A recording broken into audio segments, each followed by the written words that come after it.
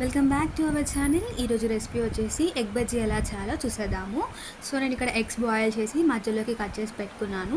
So శనగపిండిలోకి ఒక 1 spoon వరకు కారం, 1 స్పూన్ వరకు ఉప్పు, ఒక 1 స్పూన్ ధనియా పౌడర్, ఒక 1 స్పూన్ అల్లం వెల్లుల్లి పేస్ట్, నలిపిన వాము ఒక 1 స్పూన్ వరకు వేసుకుంటున్నాను. ఇక్కడ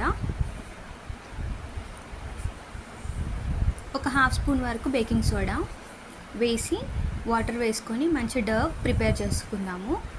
నేను ఇక్కడ థిక్గానే ప్రిపేర్ చేసుకుంటున్నాను. ఇలా పిండి అంతా మంచిగా మిక్స్ చేసిన తర్వాత ఇలా ఒక 2 మినిట్స్ వరకు మంచిగా బీట్ చేసుకోండి. దానివల్ల మంచిగా పొంగుతాయి అన్నమాట. ఇలా పిండి రెడీ చేసినాక పక్కన పెట్టేసుకుందాము. ఇప్పుడు స్టవ్ వెలిగించుకొని ఆయిల్ హీట్ చేసుకుందాము.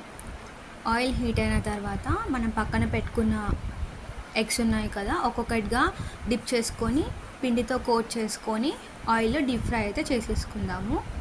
నేను ఇక్కడ థిక్గా చేసుకుంటున్నాను. మీరు కొంచెం పల్చగా కావాలంటే ఇంకొంచెం వాటర్ యాడ్ చేసుకోండి.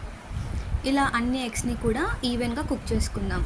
సో నాకు ఇక్కడ పిండి మిగిలిపోయింది కాబట్టి నేను దాంట్లోకి నార్మల్ స్పైస్ లేని మిర్చి అయితే తీసుకొని మిర్చి కూడా అందులోనే ముంచి వేసేసుకుంటున్నాను.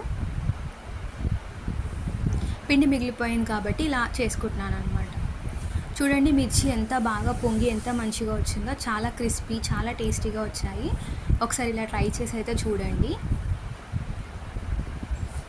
ఇంకా పిండి మిగిలిపోయింది కదా, సో నార్మల్గా అదే పిండితో చిన్న చిన్న పునుగుల్లా వేసుకుంటున్నాను. ఇవి కూడా అన్నీ తీసి సైడ్కి అయితే పెట్టేసుకుందాము. మంచిగా ఫ్రై అయిన తర్వాత పక్కన పెట్టేసుకోండి. ఇంకొంచెం పిండి ఉంది కదా, సో నేను దాంట్లోకి అయితే సన్నగా చాప్ చేసిన ఒక ఉల్లిపాయ అయితే వేసుకొని ఆనియన్ పకోడీలాగా వేసుకుంటున్నాను. చూసారా, కొంచెం పిండి తీసుకుంటే దానిలోనే ఒక 4 టైప్స్ ఆఫ్ ఐటమ్స్ వచ్చాయి. సో ఇప్పుడు దీనిలో స్టఫింగ్ కోసం నేను ఒక కప్పు వరకు పల్లీలు తీసుకొని మంచిగా ఫ్రై చేసుకుంటున్నాను. ఇప్పుడు పల్లీలను తీసుకున్నాం కదా, పల్లీల్లోకి సన్నగా కట్ చేసుకున్న ఉల్లిపాయలు వేసుకోండి. ఒక హాఫ్ స్పూన్ వరకు కారం, ఒక 1 స్పూన్ వరకు ఉప్పు, కొద్దిగా ధనియా పౌడర్ వేసి ఒక బాక్స్లో పెట్టేసుకొని మంచిగా మిక్స్ చేసుకోండి. ఇలా షేక్ చేయడం వల్ల ఉప్పు కారం అంతా పడుతుంది.